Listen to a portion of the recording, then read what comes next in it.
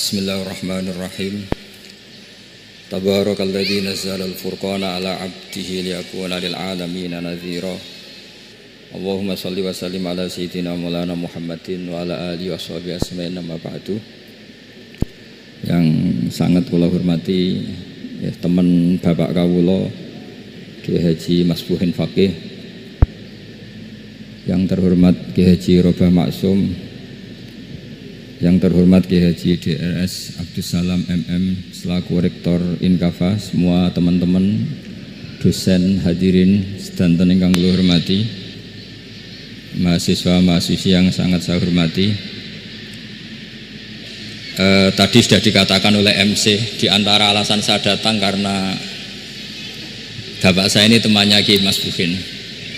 Itu salah ya, memang bukan di antara ya, karena itu memang. Kalau di antara ini sembrono. Karena kalau saya datang karena kalian itu dosa besar. Saya ini di rumah punya ibu sudah sepuh, punya pondok. Artinya saya punya kewajiban. Secara fikih kewajiban itu hanya bisa digugurkan oleh wajibun a'dhamu minhu, oleh kewajiban yang lebih apa? Besar. Kayaknya kalau mahasiswa-mahasiswa di sini tidak cukup untuk mengganti kewajiban itu.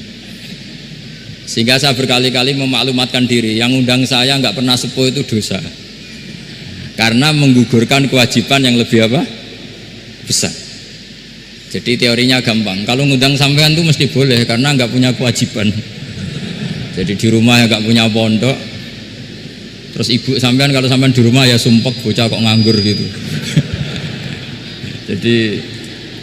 Jadi fikih itu harus jelas. Saya ini pengagum fikih. Jadi saya di rumah punya ibu, saya ulang lagi, sepuh, butuh perhatian saya dan saudara-saudara saya, punya pesantren, sehingga artinya punya kewajiban.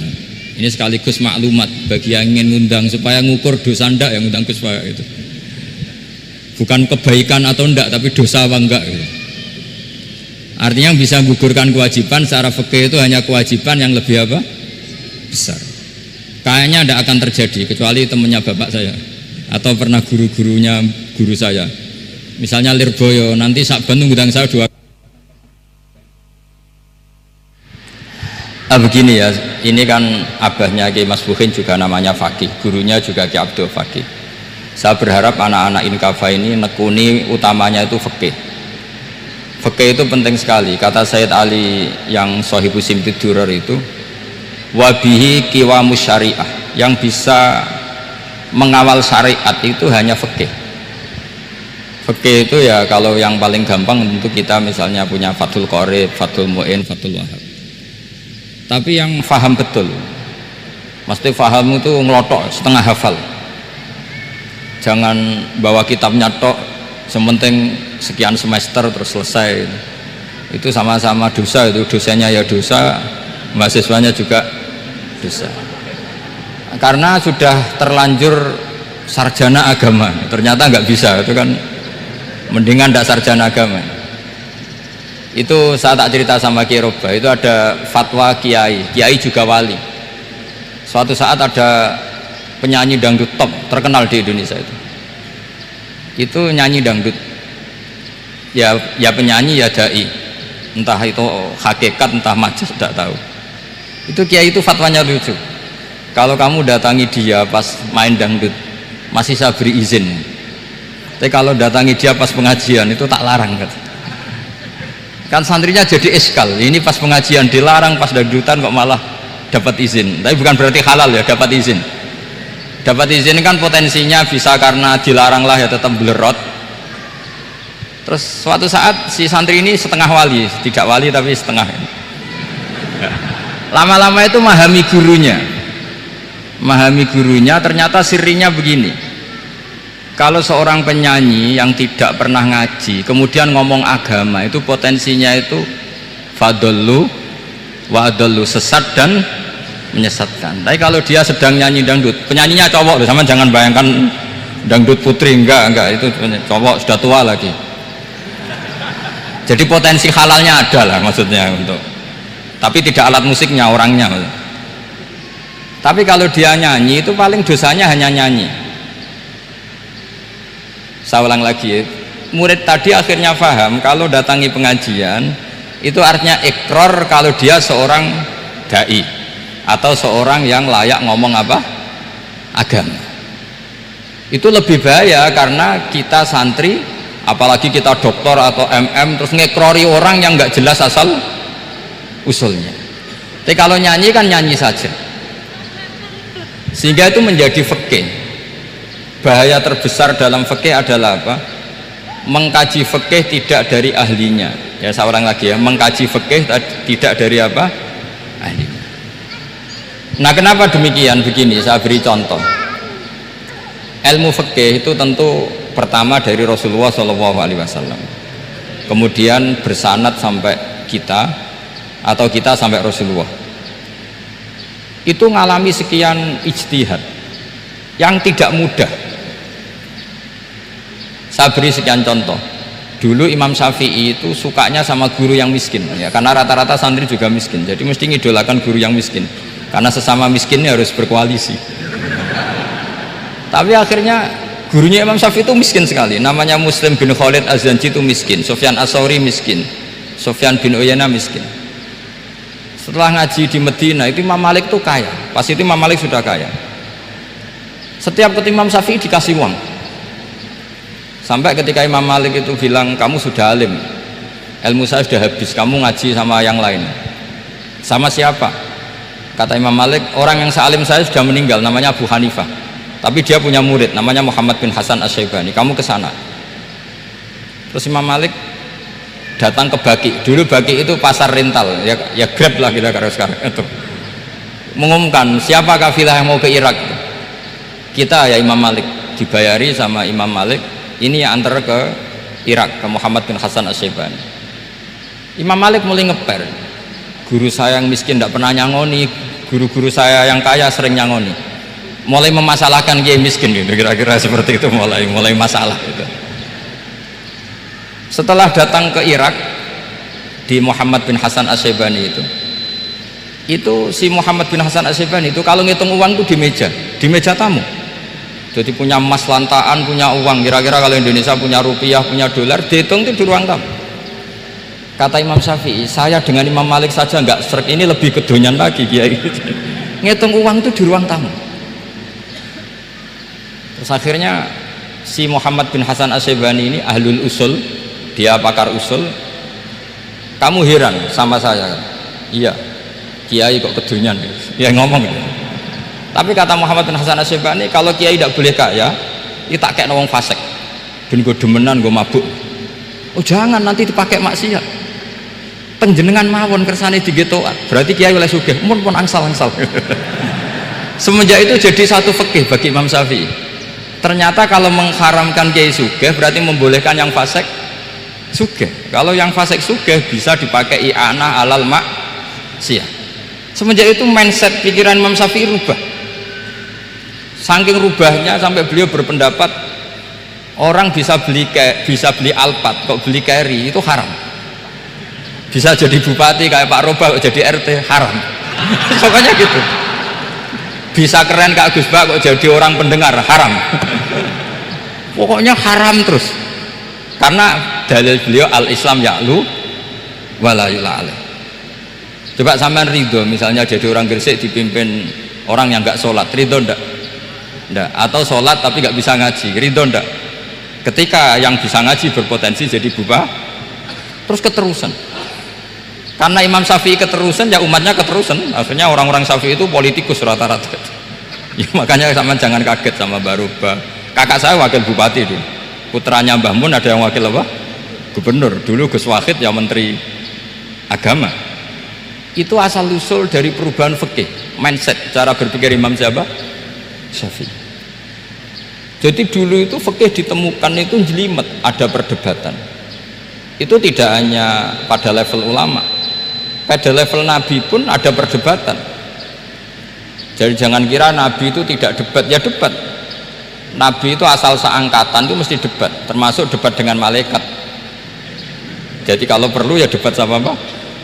Karena malaikat itu kan lugu itu gak iso mikir. Karena kalau malaikat iso mikir bisa jadi rektor. Nah, nanti kasihan Pak Salam ini. Malaikat nggak boleh jadi rektor. Malaikat Israel itu nggak tahu etika. Jadi beliau ketika mau membunuh, mencabut nyawanya Ibrahim, datang, ya Ibrahim, saya ini disuruh nyabut nyawa kamu. Kata Ibrahim, wah kamu itu pasti salah. Kamu tahu saya siapa? Saya ini Khalilur Rahman, kekasih Allah. Masa kekasih membunuh yang dikasih? Ini nggak benar, logika itu nggak benar. Pasti kamu salah. Karena Israel itu tidak bisa debat. Ketika ditanya, hal ra'aita khalilan yumitu khalilah, masa kekasih membunuh yang dikasih? Saya ini Khalilur Rahman, masa Allah mencintai saya kemudian membunuh saya? Itu logika agak bener. Tidak, keliru, kamu itu keliru. Israel akhirnya terbang lagi. Ya Allah, katanya logika saya ini salah, karena masa kekasih membunuh yang dikasih? Karena Israel nggak pernah sekolah, kamu nggak pernah sekolah, nggak bisa dia jawab. Akhirnya diajarin Allah. Dah kamu bilang gini ke Ibrahim, hal ra'aita khalilan yakrahu ayyalqa khalilah, masa kekasih tidak siap ketemu yang dikasih? Dibalik logikanya. Akhirnya datang lagi ke Israel, kata Allah begini, masa jenengan kekasihnya tidak siap ketemu yang kau kasih? Oh ya ya, oke, mati, gak apa-apa. Jadi ilmu itu ngalamin perdebatan. Jadi saya datang murni karena Kiai Mas Buhin, bukan karena MC. Itu dosa besar kalau saya datang karena MC. Karena saya punya kewajiban yang lebih besar. Jadi yang bisa mengalahkan adalah a'dzama minhu, yang super besar kira-kira gitu. Karena jelas ada riwayat, inna min abaril birri silatar rajuli ahla wuddi abi.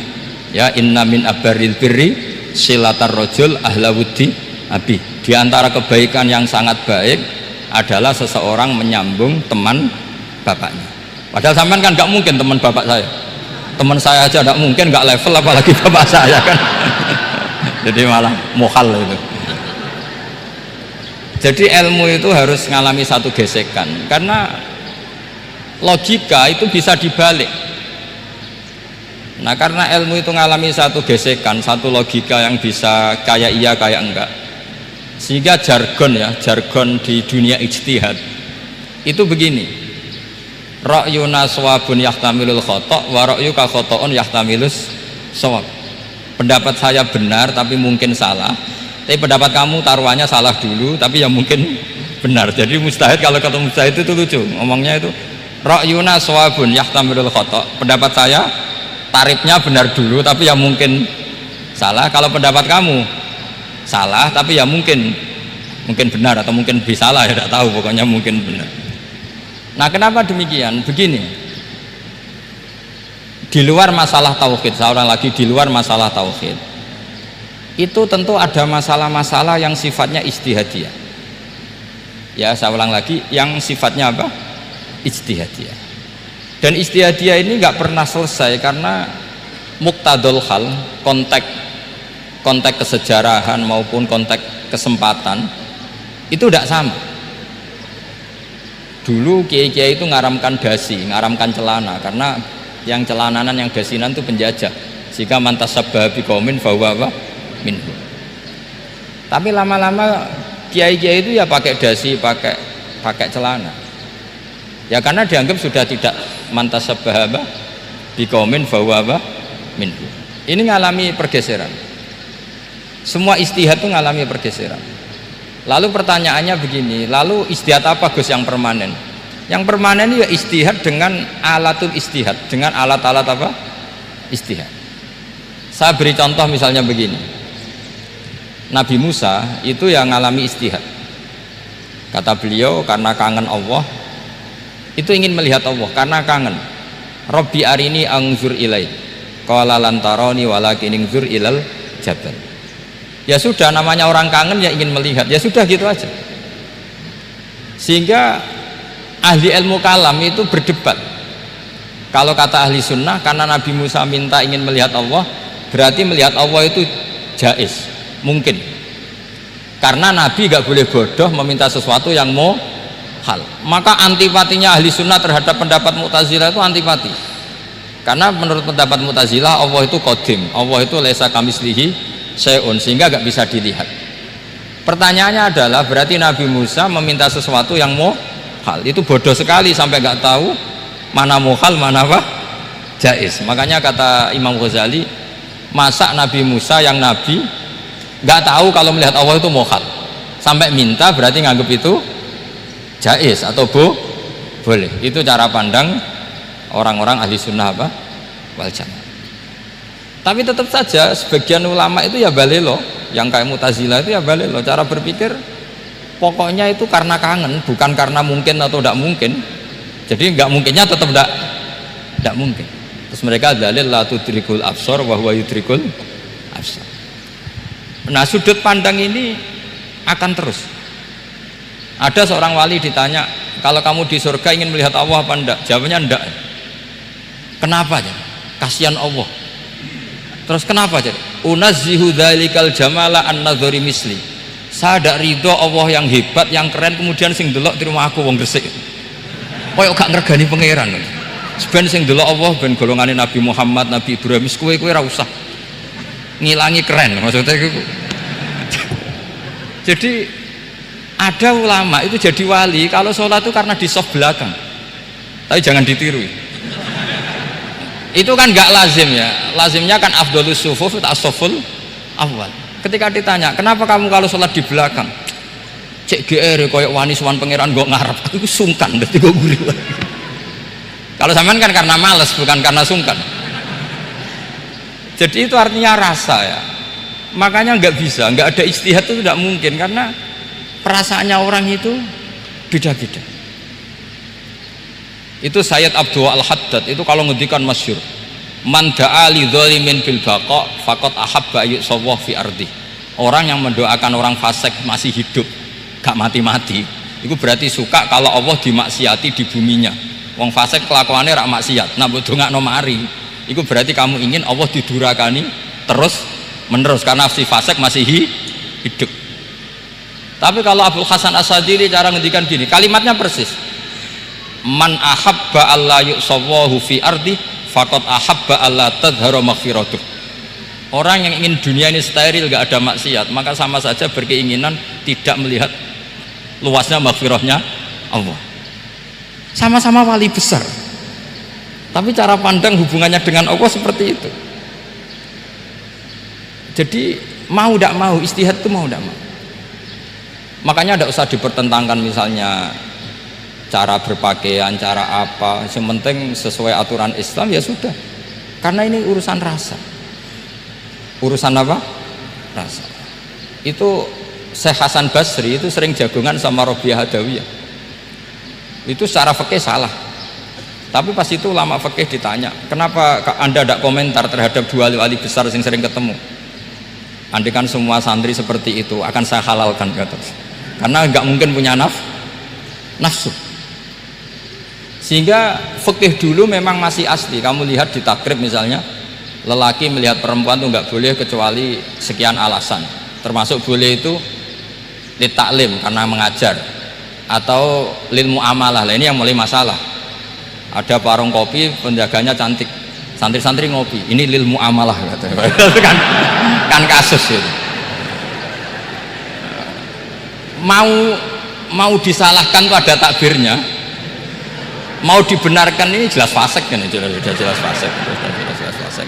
Maksudnya sudah fasik sebelum itu ditambah itu, jadi fasiknya permanen.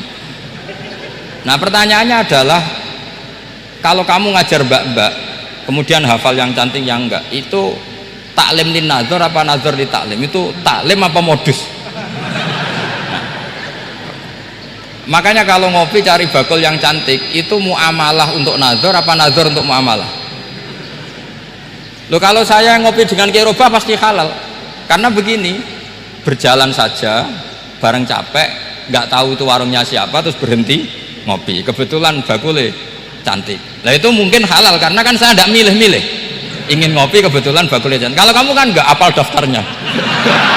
Wah itu mesti haram itu. Karena berarti kan kamu menjadikan ngopi ini modus. Gue jagani nak takok pangeran, lo kok nazar muamalah Gusti muamalah. Itu mesti modus.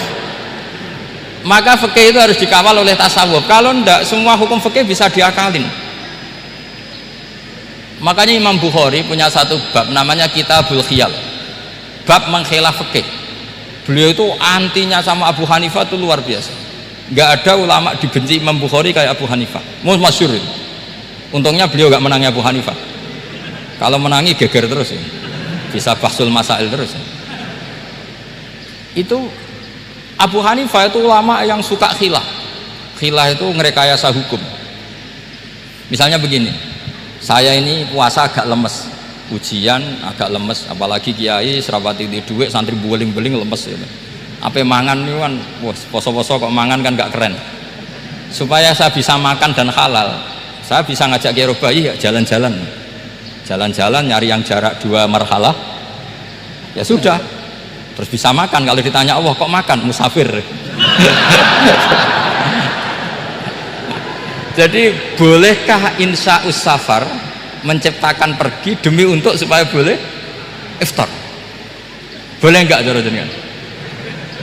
Coba kok enggak boleh, alasannya apa? Kan pergi, perginya juga enggak maksiat. Itu khilaf. Tapi Sayyid Muhammad, Abu Ya Sayyid Muhammad bin Alawi, Sayyid Muhammad itu membela Abu Hanifah, artinya membela jangan semua khilaf itu diharamkan, karena itu cara, saya ulang lagi, karena itu cara untuk mengawal bahwa hukum Allah itu luas. Karena kalau nggak ada khilaf itu ya kita kesulitan. Misalnya begini, ini penjelasannya, makanya kita harus sering mendengar. Saya itu dulu masih sangat fikih itu protes, kenapa ada polisi wanita. Itu kan pekerjaan cowok ya, pekerjaan pria. Tapi setelah mendapat penjelasan dari polisi itu alasannya masuk akal, Gus. Kadang-kadang orang nakal itu menyembunyikan narkoba itu di alat wanitanya. Itu kalau semua lelaki polisi kayak jenengan masalah itu. Sehingga memang harus ada polisi wanita, karena sebagian pengedar narkoba itu perempuan dan menyembunyikannya di tempat itu. Kalau semua polisi cowok kan nggak kebayang. Sehingga kita akhirnya mendengar membolehkan polisi itu wanita. Ada wilayah yang harus wanita. Begitu juga ada pertanyaan, kenapa sih dokter kandungan itu cowok? Saya punya banyak santri yang muhibin saya itu dokter kandungan. Tak tanya, kamu itu kok cowok kok jadi dokter kandungan? Kan pekerjaannya seperti itu. Dia jawabnya lucu. Dari 10 yang tes jadi dokter kandungan, itu yang cewek itu lulus 2, yang cowok lulus semua. Karena ketika cewek dites melihat ketuban pecah darah itu langsung pingsan. Sehingga yang secara psikologi dablek itu kan memang lelaki. Jadi roh wongnya sewakit santai. Kadang nggak lahir-lahir dintaini nang jopo rokokane santai. Itu kalau cewek yang jadi dokter kandungan itu nunggu jam 11, jam 4 sudah pingsan. Nah ini cerita, bukan berarti saya menghalalkan, enggak. Kita harus mendengar, saya ulang lagi, kita harus apa? Dan itu setelah mendengar itu nanti jadi disiplin ilmu, yaitu namanya fikih. Saya berkali-kali cerita di mana-mana cerita, fikih itu harus dievaluasi, karena ini masalah furu'iyah. Saya berkali-kali cerita di mana-mana cerita. Hukum berteman orang fasik gimana? Pasti orang jawab haram karena takut ketularan orang fasik. Tapi kalau dibalik, hukumnya bina orang fasik gimana? Ya baik, umatnya Nabi bisa bina kalau berteman. Kamu bisa bina orang fasik tanpa berteman? Gak bisa. Jadi kalau dibalik, hukum berteman orang fasik gimana? Haram. Hukumnya bina orang fasik baik, bisa bina kalau berteman. Berarti berteman orang fasik ya terus nanti pada level lapangan sih gampang. Kalau yang soleh membina yang fasik dan yang fasik ketularan yang soleh, maka ternyata baik. Kalau yang soleh ketularan fasik ya berarti ternyata buruk. Tapi kan hukum masa nunggu kenyataan, kan jadi nggak hukum. Di mana-mana hukum itu kan ada asumsi, karena ini masalah ijtihad. Nah itu yang dilakukan para ulama kita. Jadi sampean harus mengkaji fikih secara detail, karena tidak hanya kita yang khilaf. Nabi-nabi juga khilaf dalam menentukan dakwah ilallah. Wali-wali kita kayak Abdul Hasan Asyadili sama Sayyid Abdul Al-Haddad Itu juga khilaf. Imam Ghazali ya khilaf. Imam Suyuti itu kalau ketemu Al-Qastolani itu saling tidak nanya, saking nggak cocoknya, masyhur itu. Jadi ulama ya ora cocok. Bedanya nak saiki perkara partai. Kalau orang dulu enggak, karena pakai asumsi, karena memang susah. Nggak misalnya memang tak bedai, tak beri yang nggak misalnya ada orang rukuk kemudian ngentut, itu sholatnya batal apa enggak jawab saja. Nggak, orang sholat kemudian pas rukuk kentut atau kelihatan auratnya, sholatnya batal apa enggak? Batal. Lah itu keliru nih sampean, itu salah dosennya mesti itu. Pertanyaannya gini, yang dikatakan sholat itu kan akwalun wa af'alun muftatahatun bitakbir muftatamatun bitaslim. Lalu ketika sampai rukuk apa sudah namanya sholat jika kamu katakan batal? Namanya sholat aja belum kok sudah kamu katakan batal gitu.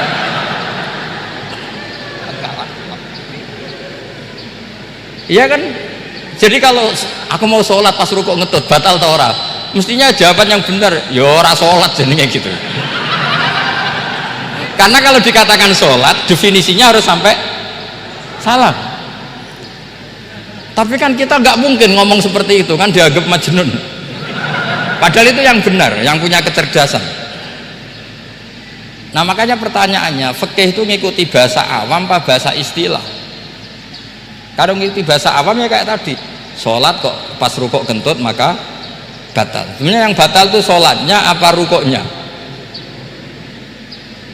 Nah makanya terjadi perdebatan. Kalau yang pakar-pakar usuli itu salah istilah itu nggak mau.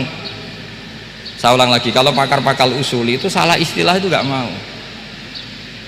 Terus misalnya tak beri contoh lagi, kalau imam itu sudah salam pertama itu yang rukun kan salam pertama, berarti setelah salam pertama imam sudah keluar dari sholat apa belum? Sudah kan? Yakin? Ya sudah. Sekarang sama tak bedai, lalu makmum itu kesunatan langsung berdiri apa nunggu imam salam kedua? Enggak, jawab satu. Nunggu salam kedua kan? Nah, itu kriminalnya sampai anda dalam sufi itu. Kriminalnya begini, berarti anda membolehkan makmum bergantung sama orang yang sudah tidak sholat. Kata kamu setelah salam pertama dia sudah tidak sholat, berarti kamu menginstruksikan makmum berhubungan dengan orang yang sudah tidak sholat karena sudah keluar dari sholat ketika salam pertama. Kalau kamu di debat gitu gimana jawabnya? Pusing kan?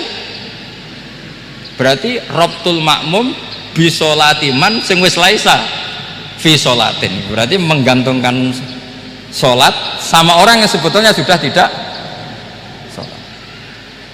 Ada yang jawab, sebagian ulama fikih tetap disunatkan menunggu salam kedua karena salam kedua itu masih paket meskipun tidak rukun, dia paketnya selesai. Tapi selalu pertanyaannya gini, lalu setelah salam pertama itu imam masih sholat gak? Udah sampai pernah dijawab tuh. Nah ini pentingnya bodoh gak mikir. Jadi makanya bodoh itu barokah karena gak mikir. Jadi soalnya Rabbana ma khalaqta hadza apa batila. Sing bodoh ya barokah, sing pinter ya barokah. Sira barokah maksiat. Ora ono barokah blas. Maka kan fikih itu seperti itu. Jadi ada disiplin, di situ ada disiplin ilmu. Yang kadang kita tidak cocok. Makanya Imam Syafi'i sendiri ngendikan, kadang beliau dengan gurunya, dengan Imam Malik sampai ngarang ikhtilafu Malik. Beliau punya data yang beliau itu sedang nggak sama dengan gurunya, yaitu Imam siapa? Malik. Karena mindsetnya itu beda. Tidak sampai misalnya saya tanya, sholat itu harus menghadap kemana? Tidak, jawab saja kiblat kan. Ukurannya apa coba? Namanya madhep. Wajah apa dada? Imam Syafi'i milihnya dada. Sekarang praktekkan dalam dialog keseharian. Saya jagungan sama Kiai Robah seperti ini, terus wajah saya begini, madhep gak? Nah itu masalah. Terus pertanyaannya, madhep dengan dada itu fis sholat apa fil qiyam?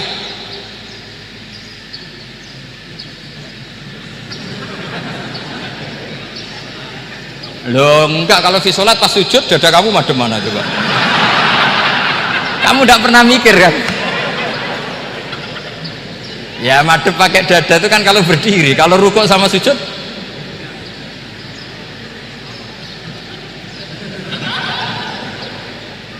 loh, itu ulama itu jelimet gitu.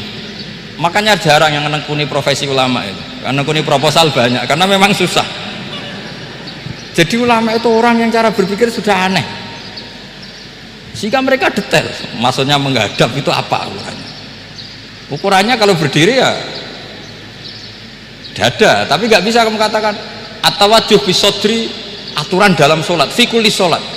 Pertanyaannya lah kalau rukuk sama sujud dadanya menghadap kemana coba? Maka itu ilmu yang sudah jelimet. Nah ulama usul fikih, ulama yang nggak mau salah per detail hukum. Sehingga menurut Imam Rafi'i, misalnya kalau beliau ditanya sujud itu gimana ya, asal watul jabhah ya sujud. Tapi kalau menurut Imam Nawawi harus melibatkan 7 apa? Anggota, yaitu al-jabhah, wal yaden, warukbaten, wal kodamen.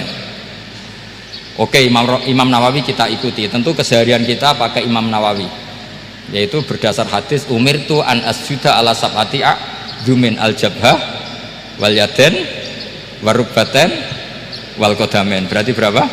7. Tapi pernah saya cek di kitab karangannya Imam Syafi'i, ketika beliau ngendikan saya suka kalau orang sujud itu melibatkan 7 anggota berdasar hadis ini. Tapi kata beliau wayah tamilu, dan bisa saja sujud yang watul jabhah itu sudah cukup.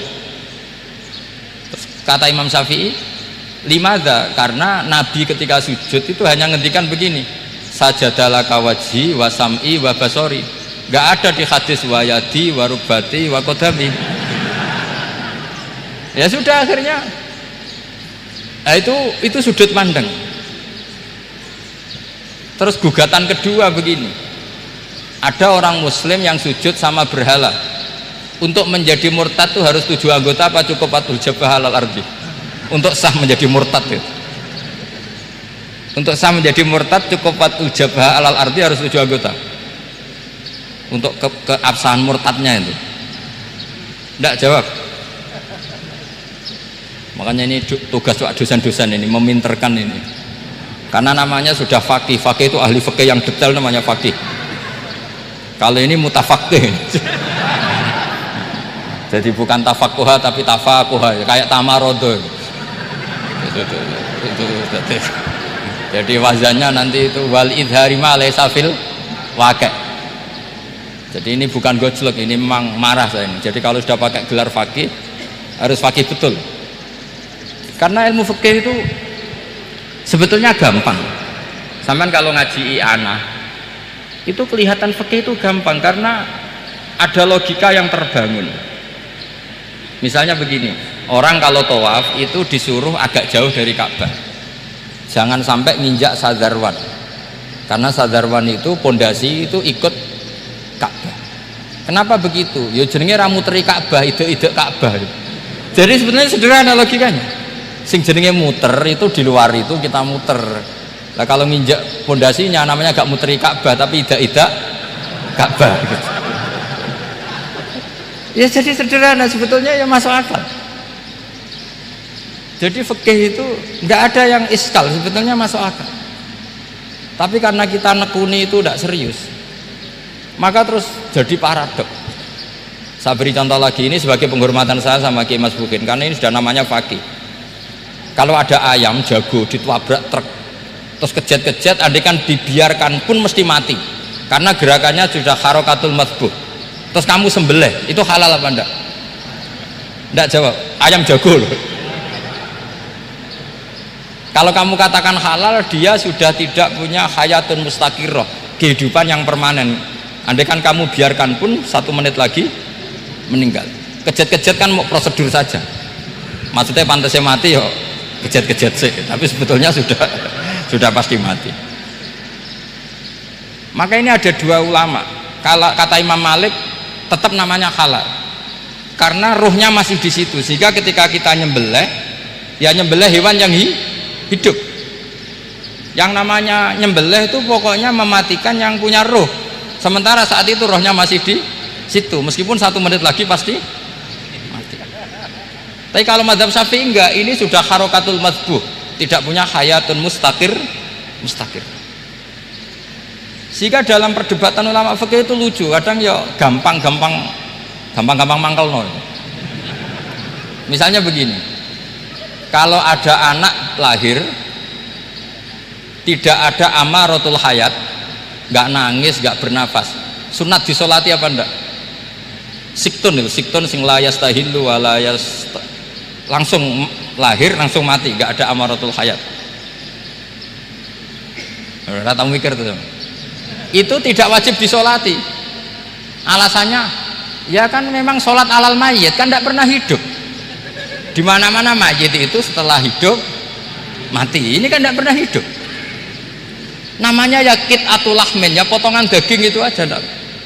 Jadi kadang fikih diwaca tenan jebule mangkel no.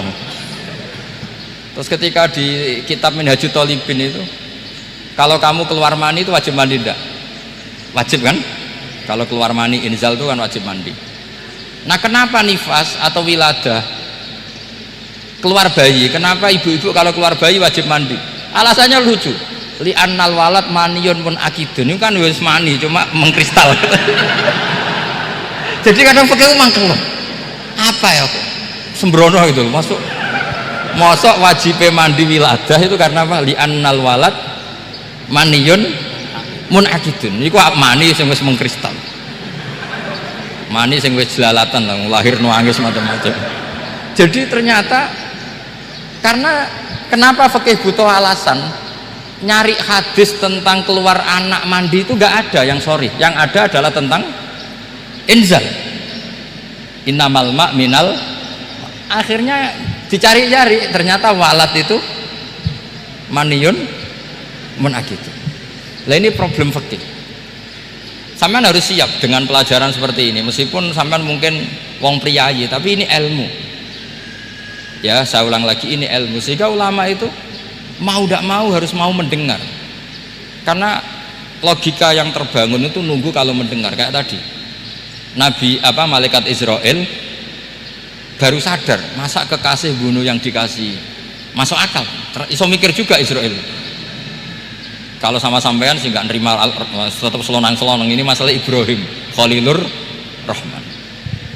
Sehingga kita di alasan fikih itu harus kita dengar.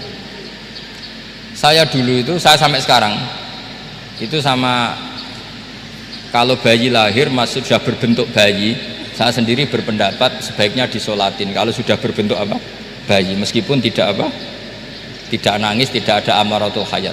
Kan yang digugurkan itu wajibnya, bukan masalah boleh dan tidak. Itu banyaklah perdebatan ulama di bab itu. Saya beri contoh lagi perdebatan ulama. Ini contoh-contoh fikih karena ini khusus penghormatan status fakih tadi. Itu kalau ada orang mati, jenazah itu. Jenazah itu kalau sholat, itu kan umumnya jenazah di depan, kita nyolati di belakang. Itu yang mengatakan begitu ya tidak punya alasan, ya taunya mulai dulu begitu, di mana-mana nyolati jenazahnya di depan. Tapi di kitab Mahali jelas diterangkan, kata kaul sani tidak wajib. Alasannya ya lucu, fa innal janazah laisat bi imamin. Jenazah itu tidak imam, kenapa harus di depan? Kan kacau kan. Lu coba alasannya di depan apa? Dia ada imam kok. Nah, barokahnya fikih itu, sehingga kita melihat di Arab Saudi sekarang itu jenazah kan di belakang, tapi kita tetap nyolati mayit. Kalau di Arab Saudi musim haji itu jenazahnya di kamar mayit, tapi kita nyolati. Itu satu-satunya takbir ya tadi, fa innal janazah laisat bimanzilatil imam. Tapi jangan praktekkan, nanti dia kepaliran sesat tuh. Saya hanya cerita ilmu, jangan dipraktekkan. Kalau dipraktekkan masih jadi aliran sesat. Mono jenazah ning guri mame kok ngarep aliran sesat. Sebetulnya bukan sesat gitu. Uji coba fikih. Ya karena tadi fa innal janazah laisat bimanzilatil. Bukti lagi kalau sampean sholat ghaib. Sholat ghaib itu misalnya mayitnya di Surabaya, boleh nggak sholat ghaib di sini? Terus jenazahnya di belakang kamu apa depan kamu? Nah ini kan fikih itu pokoknya gitu. Makanya standar furu'iyah itu susah. Karena perdebatannya itu mirip-mirip, kayak iya, kayak tidak, kayak. Makanya dulu zaman sahabat, ada sahabat itu mencintai Rasulullah, senengannya sowan, bukti cinta sowan. Banyak juga yang sahabat bukti cinta Nabi itu tidak pernah sowan, alasannya ganggu. Kenapa kamu jarang sowan Nabi? Saya sering jamaah sama Nabi, saya tidak pernah sowan. Kenapa? Ganggu. Biar Nabi kalau di rumah sama anak istrinya, saya tidak mau ganggu. Makanya saya termasuk kiai yang gak pati seneng disowani. Karena ya itu tadi, kalau ngulang seneng saya, kalau disowani biasa saya. Kalau Kiai Roba itu nilai, nak pernah sepuh jadi rasuan nilai. Jadi beda, saya sering ditilii kiai-kiai sepuh. Tapi bahasanya tentu tidak sowan, tapi nopo nilai. Kalau sowan itu banyak. Ketika Rasulullah wafat, itu separuh sahabat hampir mayoritas, ya Rasulullah, kita semua ingin kita dulu yang meninggal karena engkau begitu penting. Maka jangan meninggal dulu, kita yang meninggal. Kalau kita yang meninggal itu gak apa-apa, tapi kalau engkau penting jangan meninggal. Tapi ada saja sahabat, lah tidak seperti itu. Saya suka Rasulullah meninggal dulu. Alasannya masuk akal. Biar Allah menyaksikan saya kama usaddikuhu hayyan usaddikuhu maitan. Allah biar menyaksikan saya iman kepada Nabi ketika masih hidup, dan saya buktikan setelah mati pun, setelah meninggal pun, setelah wafat pun iman. Jadi ternyata baisnya itu supaya orang tahu bahwa iman kita kepada Nabi itu iman yang super, sehingga ketika beliau sugeng ya kita iman, setelah wafat juga kita iman. Kai usaddikuhu maitan kama usaddikuhu hayyan, supaya saya mentasdikkan beliau setelah meninggal sebagaimana kita mentasdikkan beliau saat masih hidup. Dan ternyata Allah ridho dengan perkataan sahabat itu. Kenapa Allah ridho? Karena menjadi pelajaran bagi orang-orang yang ditakdir gak menangi Rasulullah Shallallahu Alaihi Wasallam. Tetap mereka iman. Jangan kayak setan. Setan itu kurang ajar betul kalau iblis itu. Masyhur itu. Iblis itu nangis-nangis neng Nabi Musa. Iblis itu takutnya sama Allah itu luar biasa. Sampean kalah. Iblis itu setiap ketemu malaikat, karena dia ngerti alam gaib, mesti apa itu? Kama sali syaitani isqala lil insani kufur falamma kafara qala inni bari'um minka inni akhafu wa rabbal alamin. Jadi setan iblis itu paling sering bilang inni akhafu wa rabbal alamin, karena iblis itu tahu surga, tahu neraka, tahu kekuasaannya Allah. Jadi takutnya sama Allah luar biasa. Makanya setiap dia mengajarkan kekafiran, setelah orang itu kafir gimana? Inni bari'um minka inni akhafu wa rabbal alamin. Saking takutnya sama Allah, suatu saat iblis ini datangi Nabi Musa, karena tahu Nabi Musa itu kalimullah, orang yang bisa komunikasi langsung dengan Allah. Ya Musa, ya kalim Allah, saya ini makhluk, saya takutnya sama Allah luar biasa, tolong rayukan Allah supaya nerima tobat saya. Karena dirayu terus, lama-lama Nabi Musa bilang, oke, tak rayukan Allah sama Allah. Karena Musa kekasihnya, ya Allah, iblis itu ingin tobat, tolong dikasih hak tobat. Kata Allah, oke, dia bisa tobat asal mau sujud di makamnya Nabi Adam, karena kesalahannya dia gak mau sujud sama Nabi Adam. Semenang Nabi Musa karena ada cara untuk iblis menjadi tobat. Dikasih tahu sama Nabi Musa, alhamdulillah kamu diterima tobatnya. Syaratnya apa? Sujud ke kuburannya Nabi Adam. Wah, iblis ya tau aslinya terus. Asjuduhu maitan wa qad la asjuduhu hayyan. Oh, zaman urip aku ora gelem, pomene wis mati. Oh, dasar setan itu. Zaman urip aku ora gelem, wis mati mbok kon sujud. Kumat maksudnya, terus ya sudah, terus sampai sekarang akhirnya. Kalau sekarang sudah tidak mungkin lagi karena nggak ada Nabi Musa sudah. Jadi ijtihadnya sahabat melihat wafatnya Rasulullah itu beda-beda, dan ternyata semuanya diridhoni Allah. Karena ternyata yang suka Nabi wafat dulu adalah ingin supaya umat Islam tetap mencintai beliau, iman sama beliau, tasdik sama beliau, sebagaimana tasdik zaman sugeng. Makanya kita harus mencintai guru-guru kita. Uhibbuhu maitan kama uhibbuhu hayyan. Saya sampai sekarang itu ya merasa Mbah Mun itu tidak meninggal. Saya masih merasa kalau bapak saya tidak meninggal, karena kita mencintai beliau-beliau ketika hidup dan ketika wafat itu sama. Karena beliau-beliau sama kita juga seperti itu. Rasulullah itu ketika mendekati wafat, ya bahasa halusnya intaqala ila rafiqil a'la, Itu Nabi kalau ngendikan tuh rileks sekali. Hayati khairun lakum wa wafati khairun lakum. Cung aku nak uripku ya apik, engko nak aku wis kapundhut ya apik. Fa amma hayati fali asunna lakum asunan. Sebagian riwayat fa innakum tuhadditsuna anni wa uhadditsu ankum. Kalau saya masih hidup, saya bisa mengajarkan kamu sunnah, mengajarkan kamu tradisi-tradisi yang benar. Dan ketika aku mati, ketika aku sudah wafat, maka saya jejer Allah, kata Nabi. Saya berdampingan dengan Allah, maksudnya dekat Allah. Tentu bila kaifin walan hisor. Terus sudah fa inna amalakum, amal-amal kamu diperlihatkan ke saya. Berhubung saya sudah dekat Allah, kalau amal kamu baik, saya muji Allah.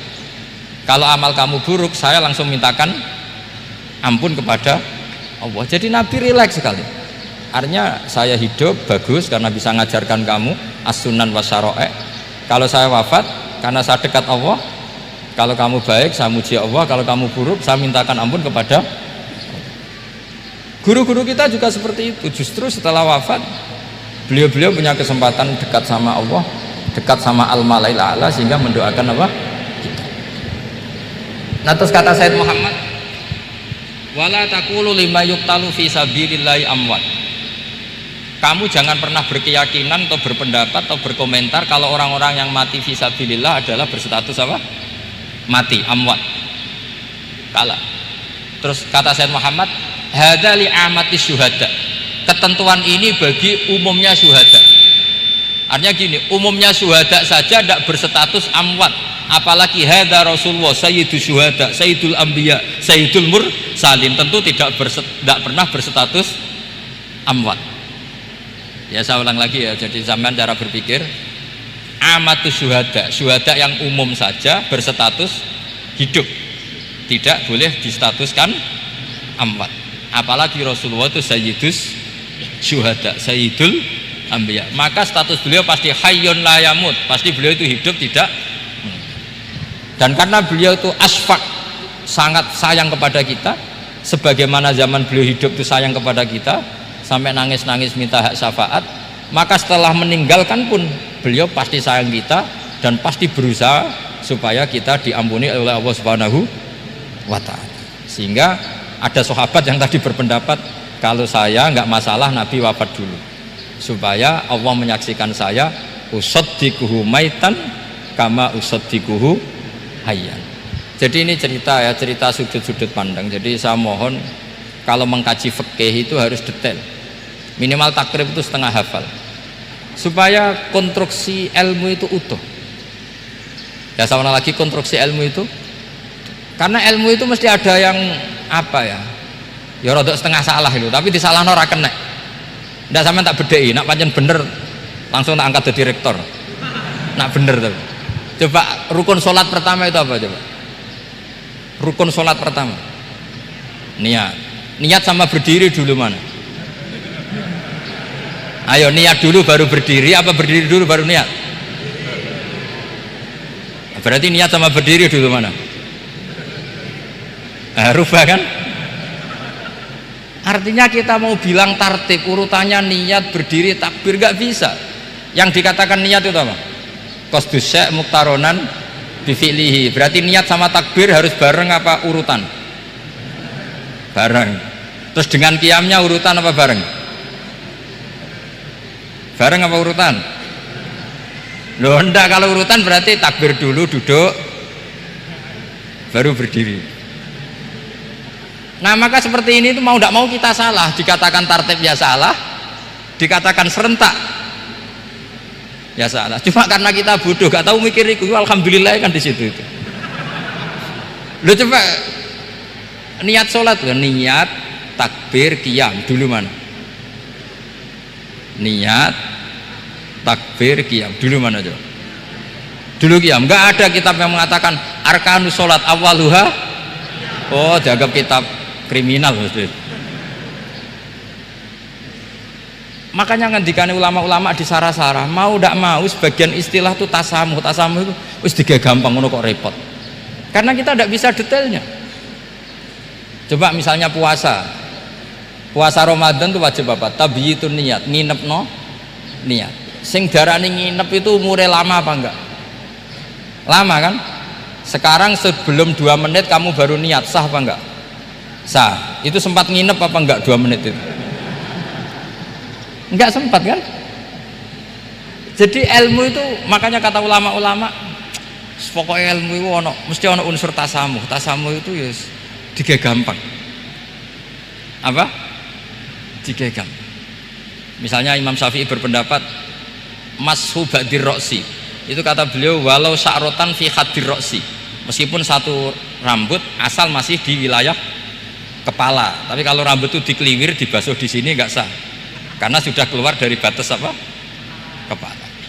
Imam Syafi'i cara berpikir kan yes ngene iki jenenge basuh sirah, tapi cara Abu Hanifah enggak. Ya enggak, yang namanya megang kepala itu ya minimal 1/4 lah. Masa gitu dikatakan megah? Lalu ulama usul fikih itu berdebat. Sesuatu itu sesuai masodaknya. Masodak itu yasduku alaihi kadza, yaitu ini tadi saya cerita ke Ibu Khin tentang ngaji Jamul Jawame. Ini ilmu yang di Jamul Jawame. Sesuatu itu ukurannya mayasduku alaihi kadza apa dengan takrif definisi. Misalnya gini, sholat itu batal dengan makan. Kalau kamu sholat makan batal nggak? Nggak, jawab saja. Batal. Itu satu upo apa satu piring? Nggak, jawab saja. Satu upo sudah batal. Sekarang bab makan di ngurmat tamu. Cong tamuku kaimangan. Iku sak upo apa sak piring? Lah ini kan tidak fair, di bab tamu makan satu piring tapi di bab sholat satu upo. Maka pertanyaannya, lalu penamaan sesuatu itu berdasar masodak mayasduku alaihi ismu kadza atau berdasar uruf?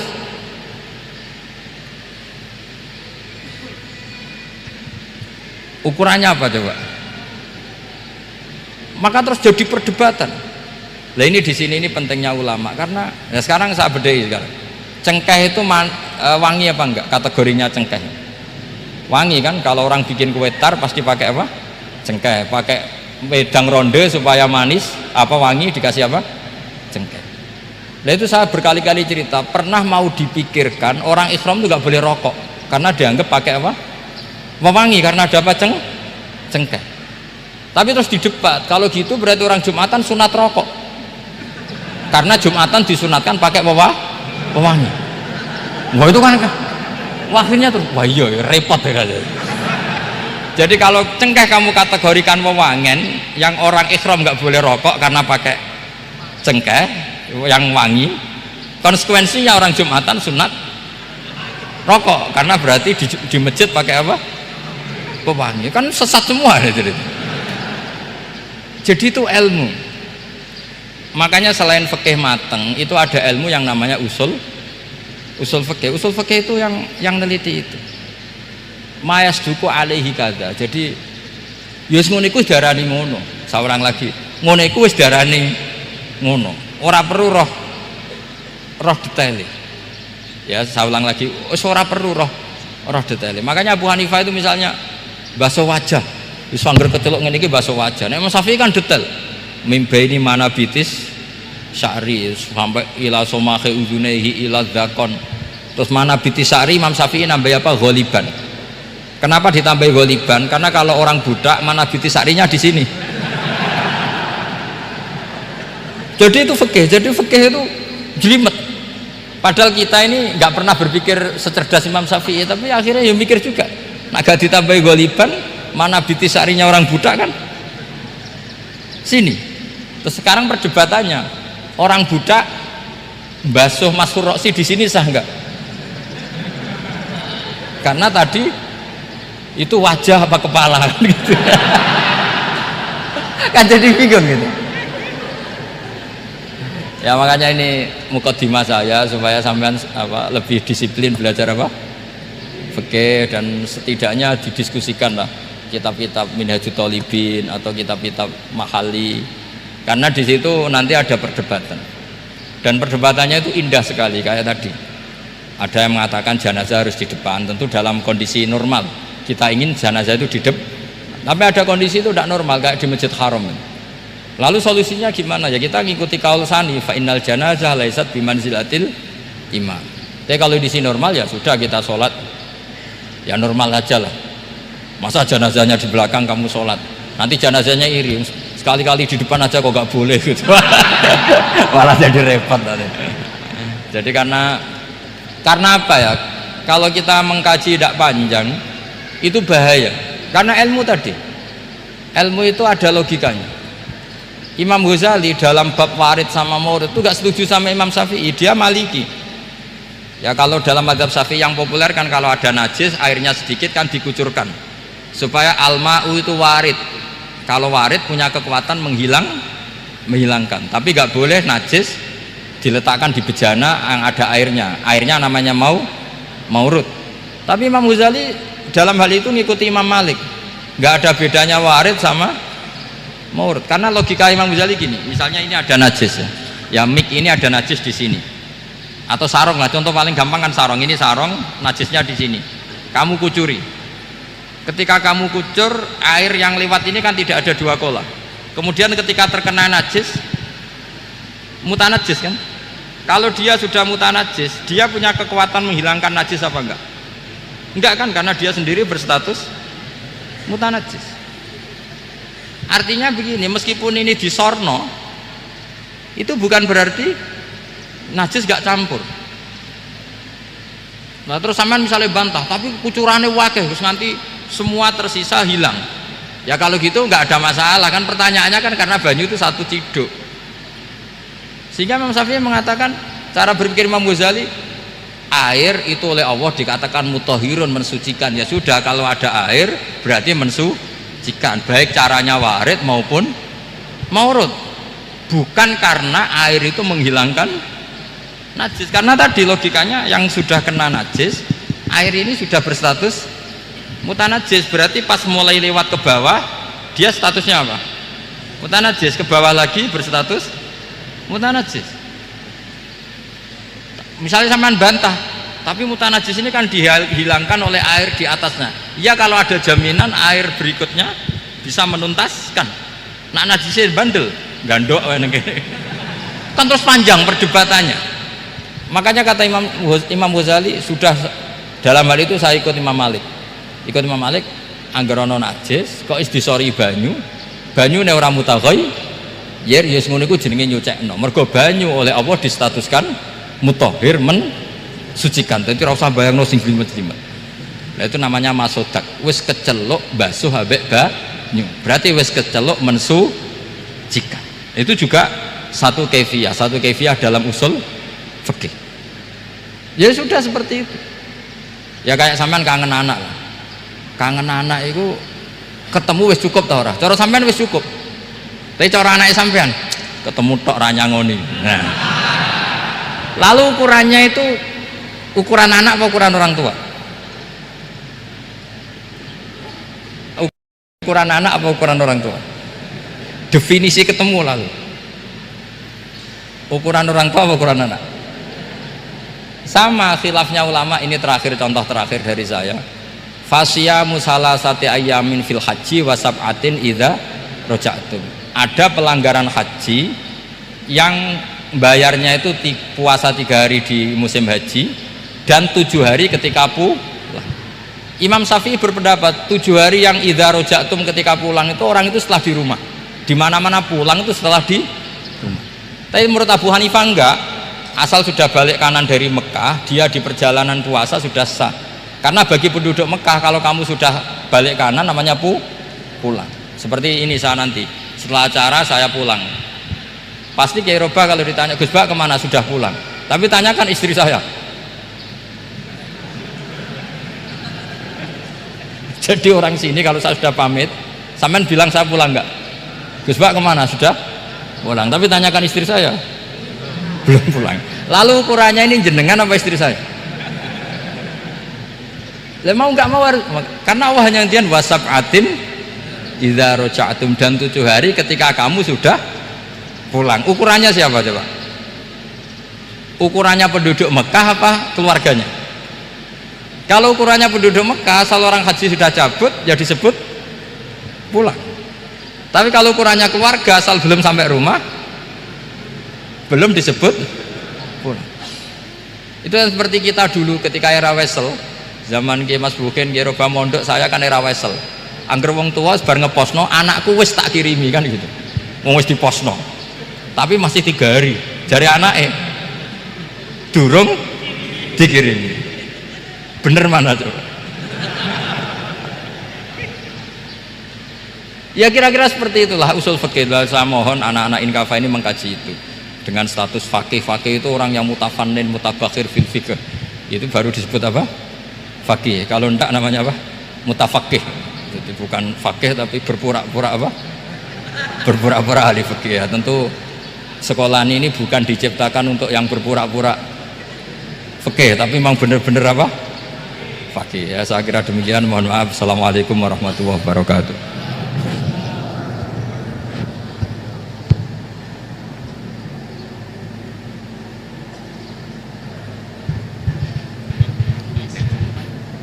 Ngapunten dumateng para kiai, para gus, para hadirin, hadirat peserta kuliah umum, wabil khusus dumateng narasumber. Sebagaimana kuliah umum ini tidak ada tema, juga tidak ada moderator. Alasannya keranten satu, narasumbernya kiai, mosok kiai diatur, suladab. Niki alasan yang nomor 2 sebenarnya. Yang nomor 1 niku sanjange niki 153 dosen Inkafa niki sami ajri dados moderator. Keranten narasumber nggo jlokan jari. Nyuwun izin dateng Kiai Ahmad Bahaudin menawi wonten pertanyaan dari hadirin maupun hadirat dari mahasiswa mahasiswi diberi kesempatan niki nggih. Saderengipun ditutup kalian doa. Nyuwun izin rumiyin keranten narasumber kiai. Nggih, alhamdulillah dipun paringi izin. Monggo. Yang mau bertanya ada 2 mic. Pertanyaan boleh disampaikan dengan catatan pertanyaannya harus berbobot. Kalau tidak berbobot mungkin cukup MC yang menjawab. Lah masa Gus Bahak jauh-jauh dari Lasem ke sini, beliau ini kan terkenal di YouTube, di medsos sebagai kiai muda yang alim. Pertanyaannya harus berbobot, jangan memalukan Inkafa, harus benar-benar fakih bukan mutafakih.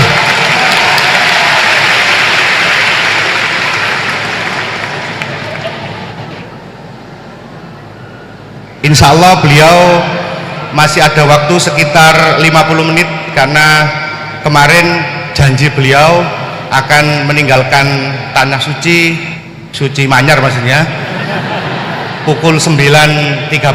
Monggo angkat tangan dari Muhibbin nggih. Oh, dari mahasiswa nggih. Langsung mawon, tidak pakai dilis.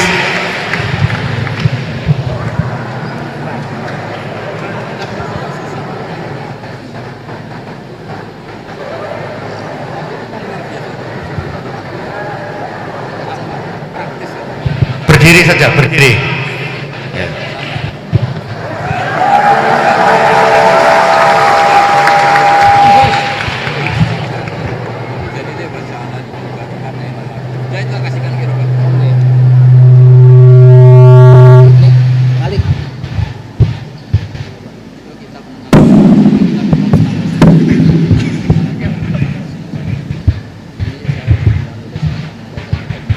Bismillahirrahmanirrahim. Assalamualaikum warahmatullahi wabarakatuh.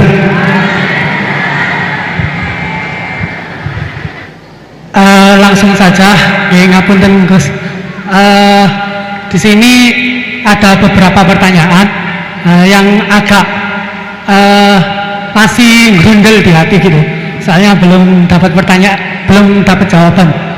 Yang pertama mengenai dari tadi penjelasan dari Gusti Allah menciptakan hamba di dunia ini, ada yang taat dan ada yang suka bermaksiat gitu.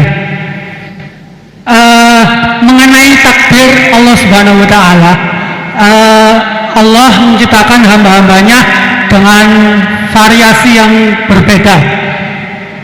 Kemudian manusia diciptakan dengan dibekali manusia dibekali dengan akal untuk membedakan dari setan dan juga malaikat. Kemudian pertanyaan saya, dulu mana Gus antara takdir yang ditentukan oleh Allah atau pilihan akal kita gitu. Begitu intinya. Soalnya kan bukan kalau orang bermaksiat kemudian dulu mana Allah menentukan dia bermaksiat atau akalnya yang memilih untuk bermaksiat. Itu pertanyaan yang pertama. Untuk pertanyaan yang kedua, ngapunten. Untuk pertanyaan yang kedua, intinya kan tadi istihad daripada ulama itu menentukan hukum yang berbeda-beda. Terus kemudian kita sebagai yang hanya tabik saja mengikut, itu bolehkah? Kan dari kata guru saya, kalau hukum fikih itu yang ringan-ringan disebarkan nggak apa-apa. Tapi yang berat-berat dipakai sendiri gitu. Tapi biasanya kan kita kebalikan, yang ringan-ringan soalnya kita tahu ilmunya, kita yang pakai. Terus kalau ada orang yang tanya, biasanya kita yang kasih jawaban yang berat-berat daripada hukum fikih. Jadi yang saya tanyakan, kalau berpindah hukum dari awalnya ikut imam ini terus kemudian ikut imam ini, itu bagaimana batasan-batasannya gitu. Syukron. Baik, terima kasih. Niki pertanyaan yang ringkas disampaikan cukup panjang. Niki langsung dipun jawab nopon. Oke, monggo Yai. Ini tadi hoax itu, saya waktunya tinggal 10 menit, enak saja kok. Tidak, saya nanti langsung itu, mungkin langsung ke Jogja, kan jadwalnya itu saya memang ke Jogja. Baru ini saya ke Jogja naik pesawat gara-gara hormat ke Mas Buhin. Sepanjang hidup saya nggak pernah ke Jogja naik pesawat, baru ini nanti rencananya naik. Karena tak hitung kalau pakai kereta atau bis nggak menangi ngaji di Jogja. Saya jadwalnya ngaji di Jogja nanti jam 4:30. Begini, itu pertanyaannya betul tadi, itu ngawur betul loh itu. Karena begini ya, masalah qadha qadar itu kan sudah dibicarakan semua ulama di kitab-kitab. Satu, kita ngikuti ahlul hakikah, idza dzukiral qadar fa'amsiku. Kalau qadha qadar sudah dibicarakan fa'amsiku, kamu harus diam di situ. Karena pertanyaannya gini, kalau kamu orang soleh, dan semoga Anda pelatihan jadi orang soleh, itu melihat Allah sudah menentukan semua, itu keren. Saya bangga punya Tuhan yang sudah tahu nasib saya kayak apa nanti. Saya betapa malunya punya Tuhan yang tak takoi, Gusti sampai nasibnya bahagia mbah ra roh tapi kira sik. Itu kan ngeri betul. Sehingga kalau kamu soleh itu pokoknya bangga kalau Allah sudah tahu apa yang akan terjadi. Nah, soal kepanikan kita kan kadang engkau nang wis ngerti aku celoko, terus gunanya apa aku sholat? Itu kesalahan kita. Kita kecewa kalau sekarang soleh, kemudian akhirnya tidak soleh dan akhirnya kita masuk neraka. Kekecewaan ini namanya khadun nafsi. Kita hanya mikir diri sendiri. Sebetulnya kalau kita abdan lillah, benar-benar hamba Allah, tetap bangga karena punya Tuhan yang tahu apa yang akan terjadi. Makanya yang dibutuhkan kesalian untuk ngakoni qadha qadar, dibutuhkan kesalian. Kalau tidak kriminal betul. Maka Sayyid Hasan bin Ali, saya hafalkan makalannya itu. Di antara aturan iman harus iman sama qadha qadar. Untuk menunjukkan innahu la yu'sa kurhan wa la yuhlabu kurhan, kata beliau. Supaya kita tahu bahwa Allah itu tidak dimaksiati secara terpaksa. Kamu bisa enggak bayangkan Allah ngeluh gini, sakjane aku ora seneng maksiat tapi saya bisa berbuat apa? Artinya apa? Kalau maksiat dan keburukan tidak khairihi wa syarrihi minallah, itu Allah akan kurhan. Faham yang saya maksud? Artinya apa? Kita harus berkeyakinan khairihi wa syarrihi minallah. Tapi kita butuh syariat. Lalu setiap orang nakal berkelit kersane Allah juga masalah. Maka diteruskan makalah beliau, waman hammala dzambahu rabbahu faqad fajar. Dan siapa yang menimpakan dosanya atas nama Tuhannya, maka fakot fajaro, dia lacut betul.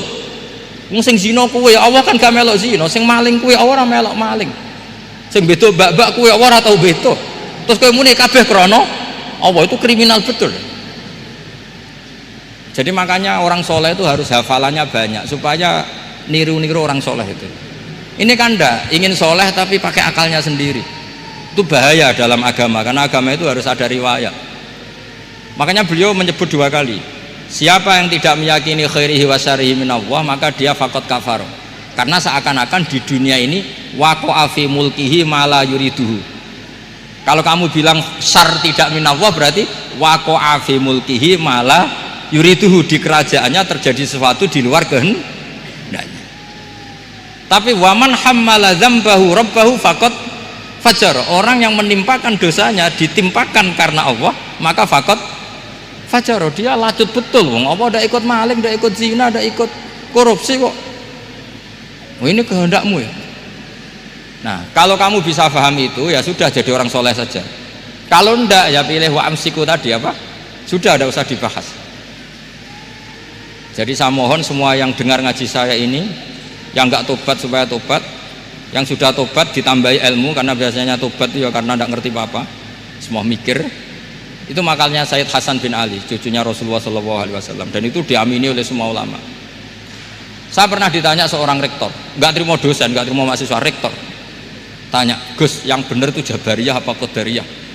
Jawaban saya lucu, sementing soleh dulu, kalau setelah soleh kamu nggak apa-apa Jabariyah atau Qadariyah. Karena setelah kita soleh, perasaan kita gini, qaddaronillah ala sholat, saya bisa berbuat apa di depan kehendak Allah. Sehingga perasaannya orang soleh ketika mengatakan al-abdu majbur adalah mengatakan la haula wala quwata illa billah. Asal soleh loh ya, asal soleh. Tapi kalau orang itu tidak soleh, dijawab apa saja ya berengkel loh ya.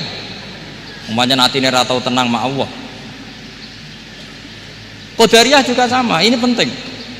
Misalnya ada orang soleh Qadariyah, mesti cara berpikir, oh pangeran adil ya, sing sholat digajar swarga, sing zina diganjar neraka, sing ora nyolong digajar swarga, sing nyolong digajar neraka, kan adil. Mosok sing nyolong dilebokno swarga, sing sholat dilebokno neraka, kan jadi lucu. Artinya ketika dia Qadariyah juga ingin membaca hikmahnya Allah bikin aturan. Asal soleh, saya ulang lagi, asal soleh. Jadi orang itu setelah soleh itu bisa improvisasi sendiri. Makanya ini pentingnya ayat innalladzina amanu wa amilus sholihat yahdihim rabbuhum biimanihim. Orang setelah iman nanti akan ditunjukkan oleh imannya untuk mengelola was-wasnya setan. Misalnya saya itu termasuk kiai yang terkenal kalau diundang susah, karena saya fanatik fikih, saya punya ibu, saya punya pondok, itu artinya punya kewajiban. Yang bisa mengalahkan kewajiban adalah kewajiban sing akbar, yang lebih besar. Nah ini mau diundang mahasiswa ini kan jelas tidak akbar. Nanti maksudnya tarkul wajib ajlis sunnah, wah kriminal saya, meleburi bapak meninggalkan wajib demi sunnah. Ya jelas ya, jadi kita harus terlatih dengan bahasanya orang-orang soleh. Kalau tidak masalah besar, masalah qadar zaman sahabat itu sudah terjadi perdebatan. Terus ada yang cerita, ada riwayat idza dzukira ashabi fa'amsiku wa idza dzukiral qadar fa'amsiku. Kedua masalah ijtihad fikih, yaitu nggak apa-apa, memang dari awal furu'iyah kan, dari awal furu'iyah. Kalau nuruti ijtihad gini, kalau ada mahasiswa tanya sebaiknya dijawab apa enggak, mungkin sebagian narasumber sebaiknya dijawab biar marem, terus sebagian narasumber sebaiknya nggak usah dijawab, wong mahasiswa ben pinter kok apa-apa takok, gak mandiri. Itu namanya ijtihad. Jadi kalau furu'iyah itu mungkin sekali. Ya ini saya masih punya waktu 2 menit, masih satu pertanyaan, itu hoax tadi yang 50 menit enak.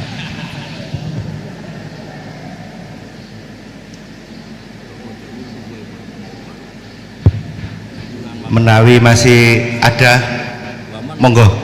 Oh nggih, mboten saged, tolong operator. Ini tampaknya ibu dosen nggih. Nggih, mestinya kalau ibu dosen itu banyak menjawab, tidak banyak tanya. Yang banyak tanya tadi sanjange Kiai Bahaudin itu mahasiswa. Tapi mboten napa-napa, monggo. Mungkin pertanyaan terakhir sebelum nanti kuliah umum ini diakhiri. Halo. Assalamualaikum warahmatullahi wabarakatuh. Alhamdulillah inggih menika saged pinanggih kali Gus Baha. Matur suwun kesempatan menika. Sebenarnya kalau ada orang yang nggak mau bertanya itu karena nggak mau bertanya itu karena malu, ya karena malu. Tapi saya sebenarnya pertanyaan saya ini remeh, walaupun remeh saya tidak mau dijawab oleh MC Gus, langsung dijawab panjenengan mawon. Mengatakan Gus, di antara yang disampaikan dalam perkuliahan tadi disampaikan bahwasanya jangan pernah menolak khilaf, karena khilaf adalah salah satu cara untuk mengawal hukum Allah. Begitu nggih. Untuk saya yang mutafaqih ya, bukan faqih, saya mutafaqihah.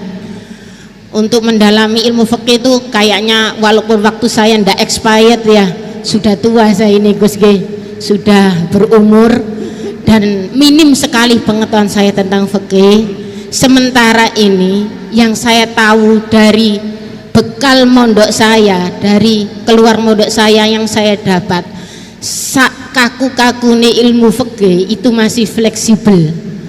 Senajan nanti itu mabainal halal wal haram itu tetap saja ada yang menghalalkan, sehingga dalam praktek keseharian saya di kampung itu kalau ada orang tanya, kalau dijawab secara kaku itu kadang-kadang ndak matuk. Tapi saya kasih sekiranya sepengetahuan saya itu bisa untuk menjawab dan menenangkan pertanyaan mereka. Cuma kadang-kadang tindakan saya ini saya yakin pasti nanti panjenengan nyalano nggih. Maksudnya begini, minim literatur, minim belajar, sehingga yang saya gandoli untuk menjawab orang bagaimana bu hukumnya ini, bagaimana hukumnya itu, ya sekedar saya jawab boleh saja, boleh. Sekiranya pertanyaan itu tidak dalam koridor sing syarat pasti itu, misalkan bagaimana hukum meninggalkan sholat, tidak. Semisal hukum-hukum yang kadang-kadang kita itu fikih itu kalau di pondok itu kayaknya kok dinamis ya. Pertanyaannya guru ke murid bertanya, guru menjawab.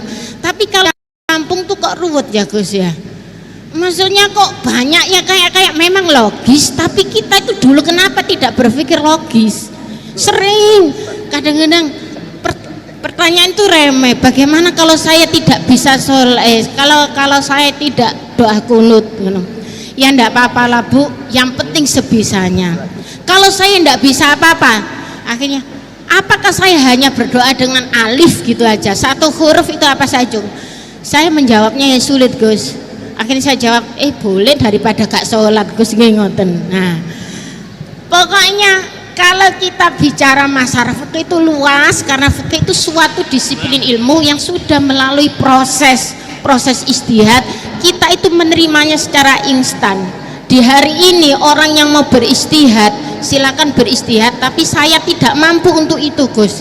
Jadi saya berbahan apa yang saya dapat dari pondok, yang kemudian itu akan mengalami banyak hal yang ruwet.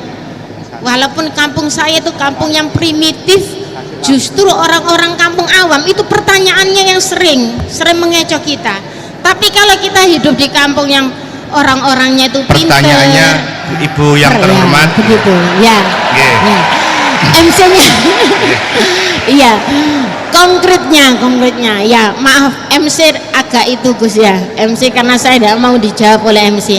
Bagaimana tindakan saya semacam itu menjawab, sekedar menjawab pertanyaan orang, pertanyaan sekeliling saya yang saya tidak mampu memberi hal-hal yang memberi jawaban yang pasti, padahal itu tidak keluar dari koridor fikih maksud saya ya. Itu contohnya oh ya sudah Gus gitu. Kafani biqouli astaghfiru katsir. Assalamualaikum warahmatullahi wabarakatuh. Baik, terima kasih. Awalnya rasa mahasiswa, di akhir-akhir rasa dosen, jadi malah memberikan kuliah tambahan. Monggo Yai menawi. Ya bismillahirrahmanirrahim. Itu udah pertanyaan itu curhat. Ya kalau orang latihan jadi tokoh ya memang bingung-bingung sedikit itu bagus lah itu. Ya bagus gak masalah kan. Sampean bingung terus kelihatan bingung ya bagus jujur. Ya kalau orang latihan jadi kiai, jadi bunyai ya memang begitu ya. Ya agak-agak bingung sedikit. Kalau sudah mapan kayak saya tidak pernah bingung, santai aja. Karena tadi sudah yakin semuanya sudah ditulis di Lauh Mahfudz. Yang jelas begini, pertanyaan itu ada dua. Zaman Nabi pun ngendikan ada dua. Ada su'alul mustafhim, orang tanya ingin paham. Ada su'alul muta'annid, tanya ingin mempersulit. Nah biasanya masyarakat juga dua tadi, ada tanya ingin tahu, ada tanya yang muta'annid. Muta'annid itu memojokkan kiai. Ya, saya pikir ini sudah dosen pasti tahu gelagatnya orang ini muta'annid apa mustafhim, memang benar-benar tanya apa mempersulit. Misalnya kita ketemu orang fasik ya ada dua, ada yang lugu apa ada yang enggak. Kalau yang lugu tanya caranya tobat, yang memang ingin tobat. Kalau yang enggak ya memang hanya muta'annid. Sehingga kata masyiatullah itu juga pernah dipakai orang kafir. Wa qala alladziina asyraku law sya'allahu ma asyrakna. Kata orang-orang musyrik, kalau kita dikehendaki Allah juga tidak melakukan musyrik. Tapi mereka ingin menjebak Nabi bahwa kamu yang kampanye tentang masyiah berarti kita musyrik pun karena masyiah. Orang kampung juga gitu.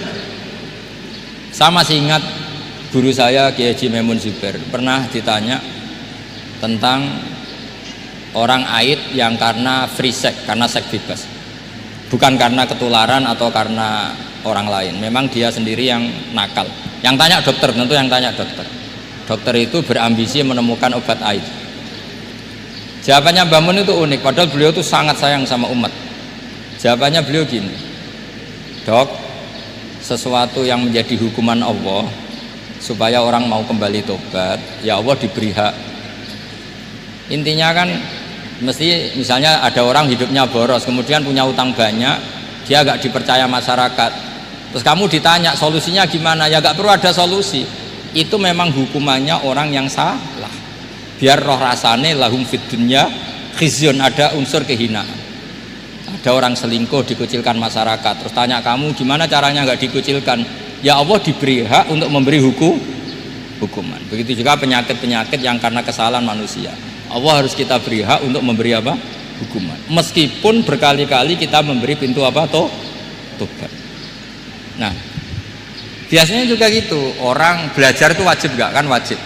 Masyarakat tuh nggak mau belajar tentang agama, kemudian karena nggak belajar, setiap ada masalah agama dia tidak bisa, terus galau. Ya Allah beri hak memberi sanksi orang yang nggak mau belajar, itu kan membawa kebodohan. Kebodohan itu mesti zulumat, mesti kegelapan menjadi kegalauan. Jadi misalnya ada mbak-mbak kok sampai perawan tua agak nikah, atau kangkang sampai jaka tua agak nikah, tanya saya, Gus caranya nikah gimana? Itu keangkuhan kamu, wis ra ganteng pilah-pilah. Mesti harus gitu jawabnya. Karena memang yang menyebabkan itu adalah keangkuhan. Wis ngerti elek ora Gus, ora anak wong sugih, njuk wong ayu.